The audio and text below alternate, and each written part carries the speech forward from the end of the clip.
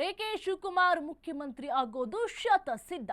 ಭಗವಂತನೇ ಬಂದ್ರೂ ನಿಲ್ಲಿಸೋದಕ್ಕೆ ಆಗೋದಿಲ್ಲ.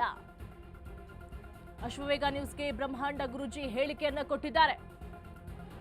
ಭಗವಂತನೇ ಬಂದ್ರೂ ನಿಲ್ಲಿಸೋದಕ್ಕೆ ಆಗೋದಿಲ್ಲ. ಡಿಕೆ ಶಿವಕುಮಾರ್ ಮುಖ್ಯಮಂತ್ರಿ ಆಗೋದು ಶತಸಿದ್ಧ ಅಂತ ಹೇಳಿದ್ದಾರೆ. ಡಿಕೆ ಶಿವಕುಮಾರ್ಗೆ ಈಗಾಗಲೇ ವರ ಕೊಟ್ಟು ಆಗಿದೆ ಅಂತ ಹೇಳಿ ಅಶ್ವವೇಗ ನ್ಯೂಸ್ಗೆ ಬ್ರಹ್ಮಾಂಡ ಗುರೂಜಿ ಹೇಳಿಕೆಯನ್ನ ಕೊಟ್ಟಿದ್ದಾರೆ. ಭಗವಂತನೇ ಬಂದ್ರೂ ಕೂಡ ಅವರು ಮುಖ್ಯಮಂತ್ರಿ ಆಗೋದನ್ನ ತಡೆಯೋದಕ್ಕೆ ಆಗೋದಿಲ್ಲ, ಅವರೇ ಮುಖ್ಯಮಂತ್ರಿ ಆಗ್ತಾರೆ ಅಂತ ಹೇಳಿ ಅಶ್ವವೇಗ ನ್ಯೂಸ್ಗೆ ಬ್ರಹ್ಮಾಂಡ ಗುರೂಜಿ ಹೇಳಿಕೆಯನ್ನು ಕೊಟ್ಟಿದ್ದಾರೆ. ಡಿಕೆ ಶಿವಕುಮಾರ್ಗೆ ಈಗಾಗಲೇ ವರವನ್ನು ಕೊಟ್ಟಾಗಿದೆ ಅಂತ ಕೂಡ ಹೇಳಿದ್ದಾರೆ.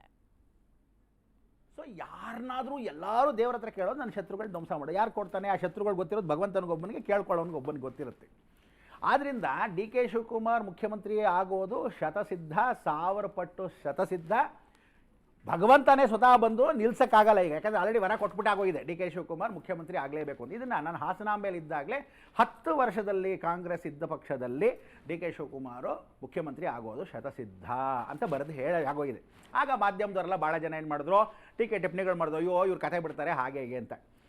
ಸೊ ಯಾರನ್ನಾದ್ರೂ ಎಲ್ಲರೂ ದೇವರ ಹತ್ರ ಕೇಳೋದು ನನ್ನ ಶತ್ರುಗಳು ಧ್ವಂಸ ಮಾಡೋ. ಯಾರು ಕೊಡ್ತಾನೆ? ಆ ಶತ್ರುಗಳು ಗೊತ್ತಿರೋದು ಭಗವಂತನಿಗೊಬ್ಬನಿಗೆ, ಕೇಳ್ಕೊಳ್ಳೋನಿಗೆ ಒಬ್ಬನಿಗೆ ಗೊತ್ತಿರುತ್ತೆ.